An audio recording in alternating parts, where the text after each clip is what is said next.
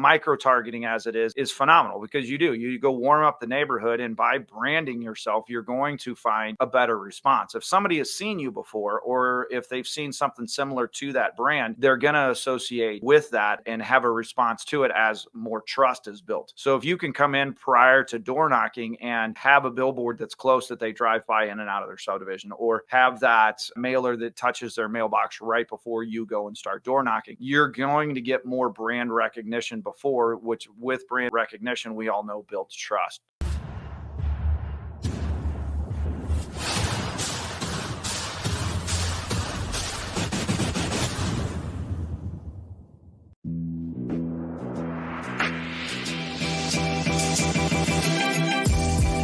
Great experiences build great leaders.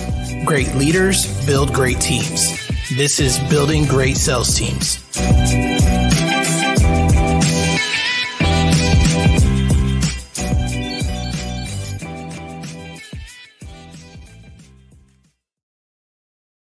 All right, guys, welcome back to Building Great Sales Teams. We've had a few solo episodes, but now we're going to come back with some expert guests for you guys. We're going to talk all things marketing today. Today, we are bringing Scott Snofke on the show. He's a direct marketing coach with REI Print Mail. They are the #1 direct mail company. They help thousands of investors, home services nationwide find off-market properties as well as market for their businesses. And they do a lot around lead gen, smart data, and now AI. Scott, welcome to the show, brother. Man, thanks for having me on, Doug. I look forward to it. Awesome. Well, we hooked back up at the wholesale syndicate event that our buddy, oh, my brain's going blank. Our buddy our buddy Kai had recently, and we were just chopping it up, all things podcast, and I realized that we hadn't had you on the podcast yet, so I definitely wanted to bring you on. And it was interesting. I was doing some research on your Facebook page, and you recently, a couple weeks ago now, ordered some sushi and had a little story behind it that you posted. Oh yeah, that was pretty eventful, we'll say, because they delivered the wrong food. And then, so we got to look at some other Japanese dishes that I probably wouldn't have had in my house.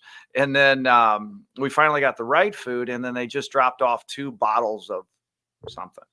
And so, yeah, we put out the 2 bottles of, like, does anybody know what this is? There's no labels on it. It looked like they made it at home in the kitchen.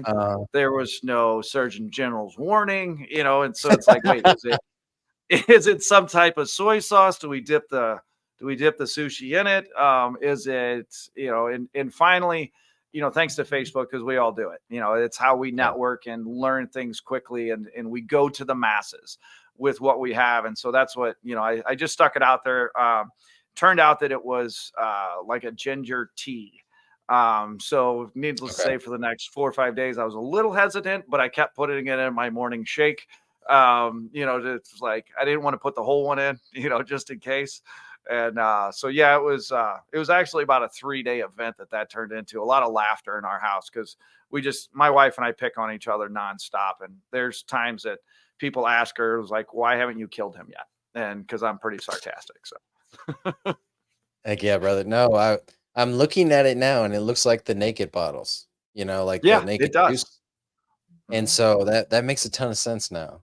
So right. It's so weird so it was that you're just supposed to trust that it wasn't like and we tried calling back. We only got the voicemail. It's like, and I took a sip of it. I'm like, it tastes really good, but it also had, you could taste some other ingredients that I wasn't familiar with. And so is like, is this going to be a quick colonic? What is this going to lead to? So it was kind of like, I'm usually very adventurous, but there's certain things that I'm like, all right, I'm going to sit back and watch this one for a minute and see if we can figure out what this is before we just jump into it. Not like in my 20s where it's like, oh, look, there's an 80-foot cliff. Yeah, right. I didn't want to go look over the cliff and say, and give myself this chance to back out. I'm, a man of action. I would run and just jump and figure it out and build my parachute on the way down. Yeah, 100%. Speaking of learning things, right? So a couple of years ago, when I had a solar business, I started playing with this concept of micro targeting, right? I've Mm, talked about it on the podcast before. The whole, Harvard study, they did it in the neighborhood. They marketed a fake realtor to the neighborhood, and they did postcards, they did Facebook ads, they knocked on doors, and they did flyers and everything. And then when they went and asked the neighborhood who the top realtor in the neighborhood was, obviously it was a fake realtor, never done a transaction, but they all said the realtor that they were marketing, right? And right, so now, after it working really well, taking, our solar penetration rates from like 2% to 5, 6, and 7% with micro targeting, I recommend it to all my clients, especially clients with smaller budgets, right.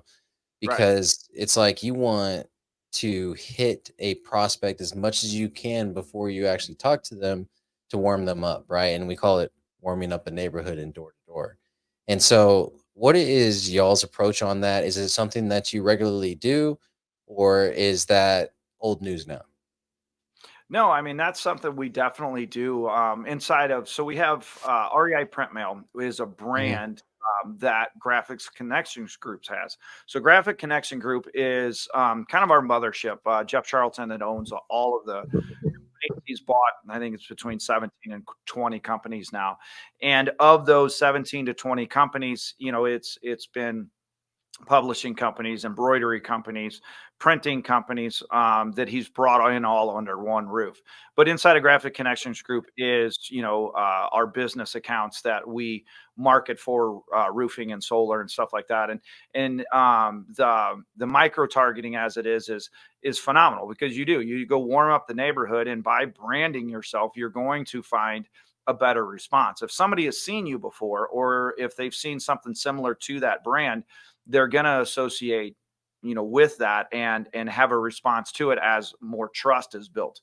So if you can come in prior to door knocking and have a billboard that's close that they drive by in and out of their subdivision, or have that mailer that touches their mailbox right before you go and start door knocking, you're going to get more brand recognition before, which with brand recognition we all know builds trust. Does that make sense? Yeah, 100%. Are you seeing similar penetration rates whenever they send out those micro targeting campaigns before they knock? Now, with REI Print Mail, more lean towards the REI side of things, the real estate investment side of finding Okay. houses and that.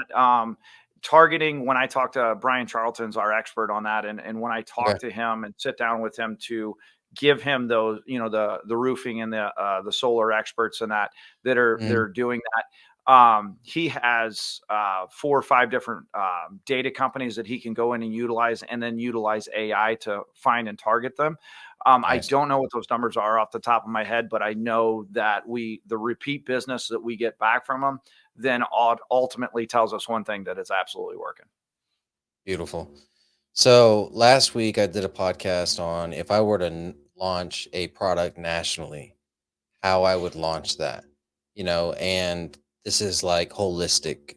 It was a Mhm. holistic conversation. And in that solo episode, I talked about how it all falls on data at the end of the day, right? And so Yeah. one of the strategies that I was going to use was, when you look at sales organizations, there is the salesperson, and maybe there's some sales management. There's what I would call the dealer, right?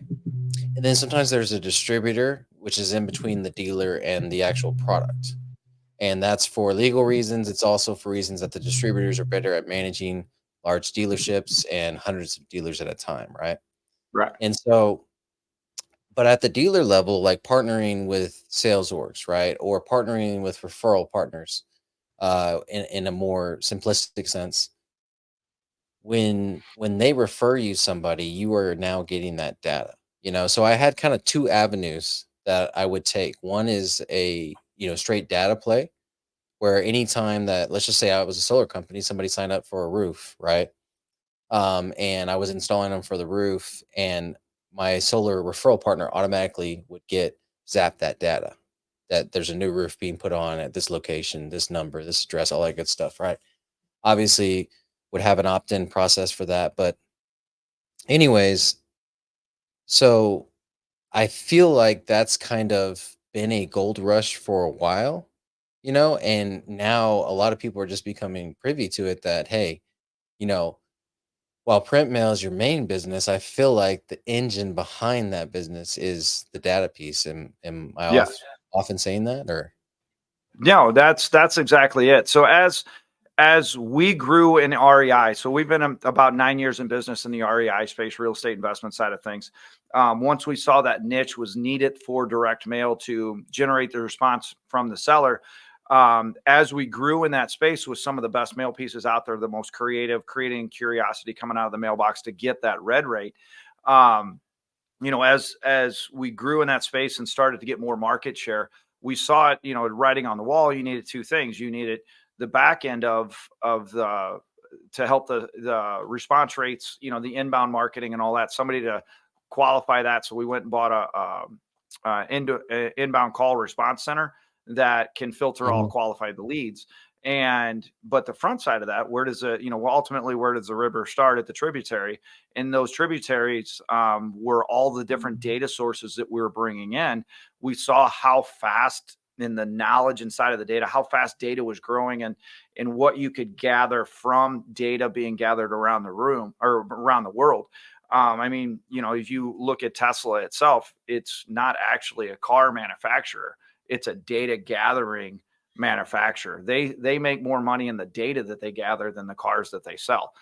wow. So we learned really quickly, and we went out and bought REI Smart Data. Well, getting behind the scenes on how data is processed, all of a sudden we found all new tools and tricks that we could get in there and manipulate that data to find better targets. And AI now, with it coming in, we're able to take targets, run them through AI, and fingerprint them to find other like people in the community. So, say if a roof, like that you had brought up, somebody's getting a new roof.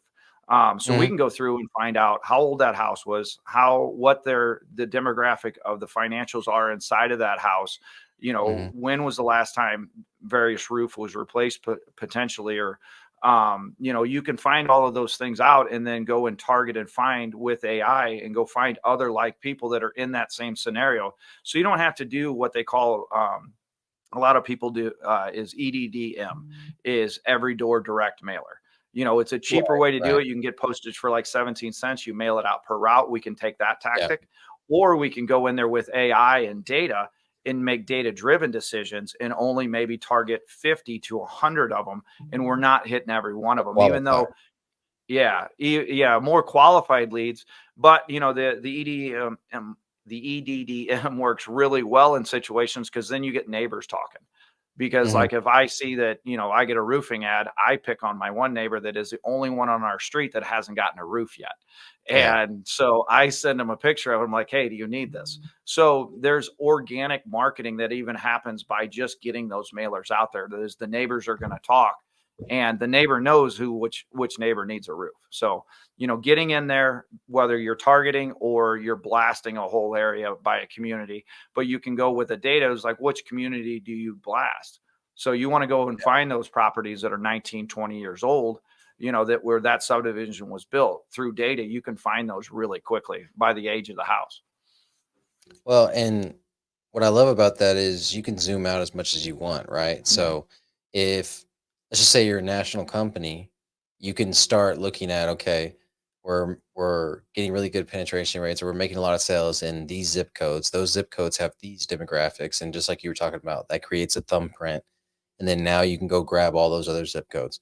My question at this point would be, well, at what point do the like FTC rules and regulations come in? You know, at what point can I not just grab this data and immediately market to these individuals? Like, don't I have to go jump through some hoops for that?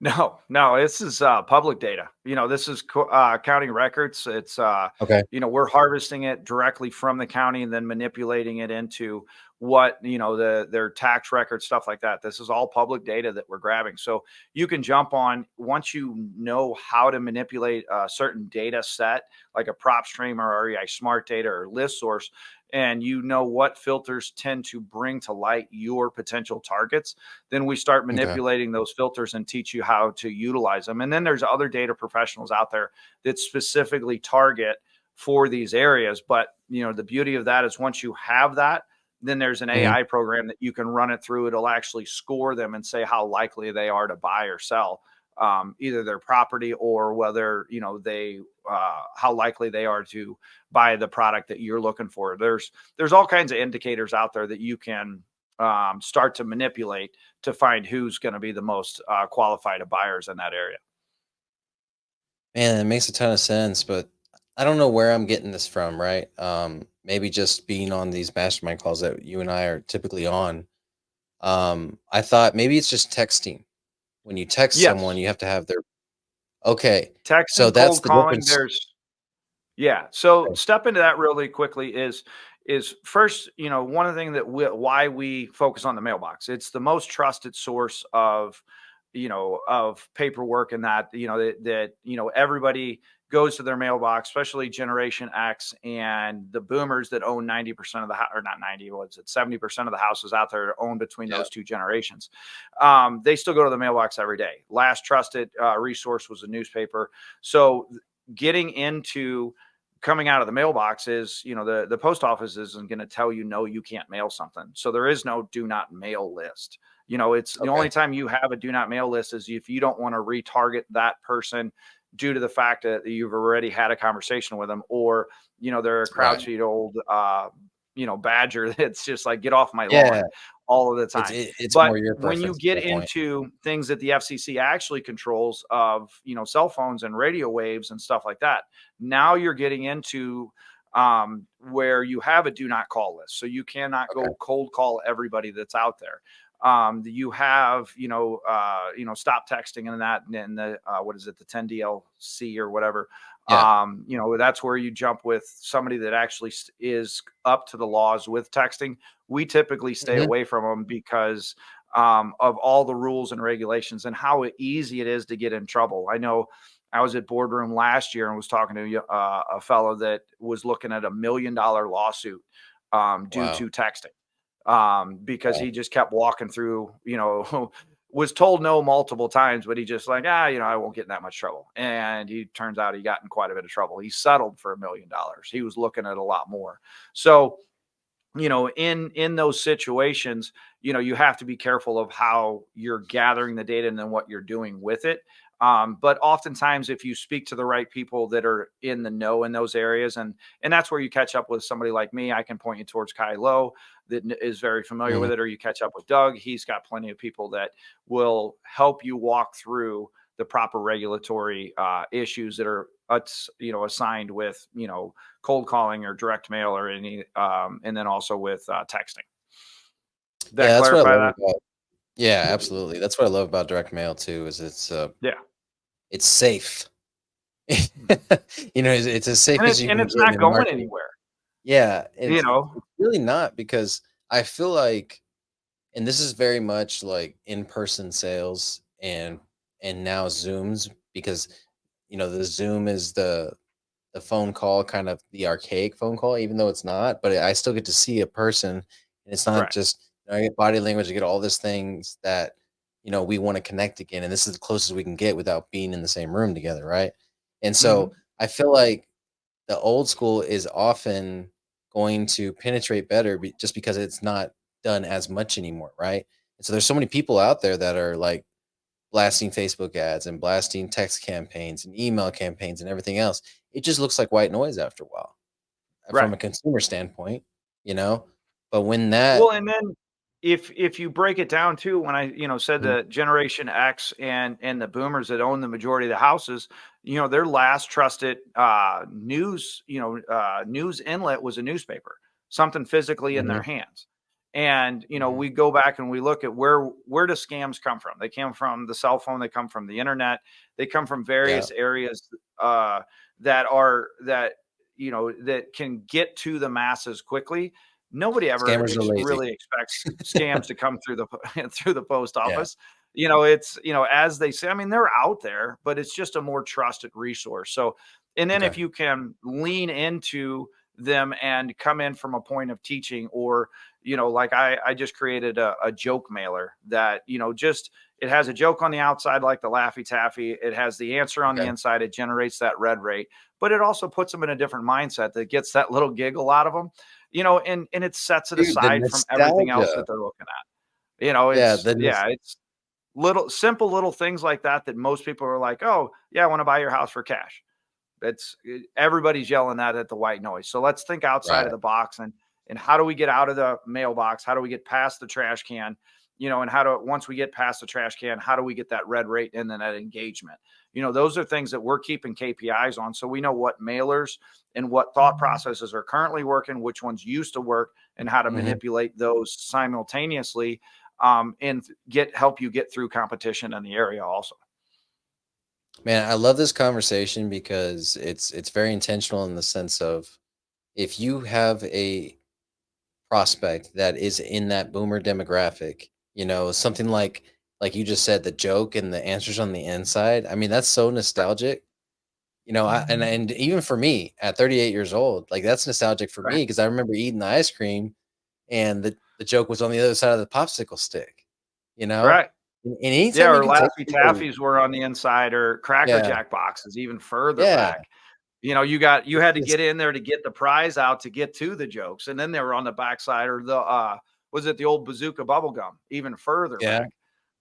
yeah, that's So yeah, fantastic. that's kind of where that thought process came from, is we sit down on a bi-monthly basis, and go over what's working, what's winning, what areas different things are doing, because I can send a message into, and I'll give you a live example of this. Is we have soft offer checks. So these are also great for, coupons and discounts and stuff like that. Everybody's going to open and investigate a check. But we Okay, also have, different postcards that we can do similar things with, as putting a soft offer on it to buy a house. But okay, I sent, the check, by far, everywhere I sent it was getting a phenomenal response over a postcard at the time. And I sent it into Wichita Falls, Texas. And I got like a 0.5% response rate. And I was like, man, that was weird. I was expecting a lot better in there. Not a lot of mhm, competition. Oftentimes we hit those. And while I normally follow up the check with a postcard, just has an offer on it, fast red rate. Sorry, we missed you. They read it yeah, on the way to the trash can. And we got almost a 2% response rate, four times what, or five times what four times what we got from a check that was our best performing piece. Well, it's like, wow, why? So now we're going back to evaluate why is the difference there, and talking to the client that it's a highly conservative area. I really feel like they open the check and they're like, you tricked me to open it. You're going to trick me to buy my house. yeah, And at that point, we knew that if we came back with a direct message every time, that this demographic in this area is going to respond better to that over something that's tricking them to open it, because they'll analyze every little piece of mail. And most people don't stop to think about that. And mhm, that is, whatever you put in your mailer is a direct reflection of your company. So size matters, quality matters, all of that mhm, stuff. A lot of people are racing to the bottom on price, cost per cheaper impression. pieces, stuff like that, to touch more doors. But at the same time, that's also a reflection of the quality of your company. So you have to watch all of that as you're mailing. And I think it's so important for, the smaller companies to hear this Hmm? because you're getting the big boy data, you know what I mean, for free on a podcast for one. But if you work with a company like your company, you guys are trickling that down. You know what I mean? And so Yeah, I just it's think one thing that's our huge. owner. Yeah, our owner is a stickler on value. Hmm. He's a boomer himself, and he wants to give people good value. So that's why they created us as direct marketing coaches, to sit down and give you our knowledge inside of the industry to help you make better decisions for you. And in doing that, we can sit and analyze your individual, your market, your targets, and all of that, to break that down to say, okay, in this, we should be able to get this, and this. Now, certain markets, are a little bit newer to us as far as like business to business, and that the metrics Hmm. can be off a little bit. But like, in my expertise is single family houses, multifamily, the investor side of things. I can tell you pretty much, every area in the United States of, if we targeted this style of house with this style of mail piece, I should get this style of response. We should find this many deal and this many pieces. So it's a huge value add to go in knowing if I do this, this, and this, I'm going to get this. How do I Yeah. know that? Because it's already been tested. Here's the metrics. Mhm. And, now it's an open ocean. It's constantly evolving. Do you hit it on a regular? No. But over the course of a year, we're going to find those numbers pretty Yeah. repetitively. It makes a ton of sense versus going to the print website and basically guessing, you know what I mean, and getting the cheapest cost. You know what I'm saying? It ends up being more expensive because you don't get the conversion rates you want because you don't have built-in formulas that are in Scott's head. So glad Yeah. And glad we were able to. that's a big thing on that is most people will race to cost per piece. The metric is actually cost per deal, cost per close, I love it. cost per lead. Speak Those about are it. the things you actually want to look at it. If you have a better performing piece that costs 20 cents more, but its cost per deal is a lot less than a non-performing piece that costs 20 cents less. It's one of those that, you can look at your upfront price, but that doesn't mean anything. You look at how well it performs. That's like having that old 90, we were talking about this earlier today, but having that 90s Fox body Mustang, that has that 302 that's built in it, but it looks like it's bounced off every wall that's out there, but it's a sleeper. Yeah. It's like you look Yeah. at it and It's you're a like, sleeper. Yeah. yeah, but all of a sudden they hit that key and you're like, I hear something different there. Yeah. Heck yeah, brother. Man, this has been eye-opening to say the least. And I'm excited for everyone that's listening to this to be able to take advantage of this. And so the best spot to go to right now is going to be that scott.reiprintmail.com. That way you can get on a call with Scott and you can get some more of this knowledge and possibly get a marketing campaign launched for that. And so, Scott, I want to wrap this up with our last question, and that's going to be around legacy. And so, kind of pivot Around what? gears here a little bit. We covered the gamut around marketing, print mail, and conversion rates, cost per deal, all that good stuff. And I always like to wrap it up around legacy. So, Hmm. what legacy do you want to leave, or what does legacy mean to you, and what legacy do you want to leave behind? It's I I've always thought about this because it's always been ingrained in me. I grew up, fairly poor, never lived. I didn't own a house till I bought my family didn't own a house until I bought my first house in my early 20s. Mhm. But it was one that I was always very driven, but one of my downsides is I'll drop everything I'm doing to go help somebody. So to me, naturally, I'm a helper and I'm a Yeah. closer. So it's one of those that my legacy, I always want people to come by and when they see me, like, man, that guy really helped me. I learned a Mhm. lot from that guy. So I will get into conversations and I will over talk my time just giving value. It's one of those that I enjoy seeing other people succeed because I don't Mhm. want to be that person that is elevating myself on my own. I want to be reaching down and pulling people with me, clearing path or showing, hey, this path works really well. Let's do this, this, and this. And I want that legacy to be that if I'm winning, so's everybody around me. So it keeps it pretty simple that way. I love it, brother. Appreciate you for coming on the show and joining me today, and honestly dropping value that a lot of companies are hiding. You gave Mhm. probably 6 or 7 strategies, tips, and tricks that they can go implement today. Whether they do it through your Right. company or not. I think that's what it's about. Like you said, helping people. It's what your legacy is about, and that's what I love doing too. All my stuff is out there. Now if you want me to do it, you gotta pay me for it. Same thing here. Right. I mean, time and effort, it does Yeah, you once you start taking away from the family, it's yeah, there's a value to be placed on that. If I don't yeah, if I'm working on a Sunday night, it's 7 p.m. when my kids are snuggled up next to me, you're getting the best of me at that time. yeah. But, Exactly. I just want everybody to be successful. So I'm going to give you all of my knowledge and I get in trouble occasionally for giving trade secrets away or things like that. I'm like, hey, go do Yeah, this, this, and this. Because I yeah, know if I give it to you as a seed, what are you going to do? You're going to cultivate that and you're going to grow it into your next deal. growing it in your next deal is going to give you where you got that seed from. So therefore, as people ask you as you grow, you're going to sit there and say, oh, I learned it from Scott, or go catch the guys at REI Print Mail, or go catch the guys at Graphics Connections Group. And that's how I grow myself, is by just pouring into others and just letting whatever comes back. And typically it comes back tenfold when you pour into others. Heck yeah. That's biblical right there, brother. 100%. Right. Thank you so much for That's coming what on the it's. show. I try not to go to church. They ask too much, but no, I'm there all the time.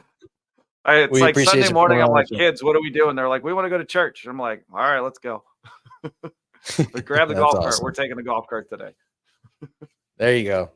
Well, thank you so much, brother, for coming on the show. And like Thanks I for said having me. I earlier, really appreciate it. we'll include all the show notes and the links in the notes there. So if you want to get in contact with Scott, you can. And as always, guys, let's get building. Let's grow.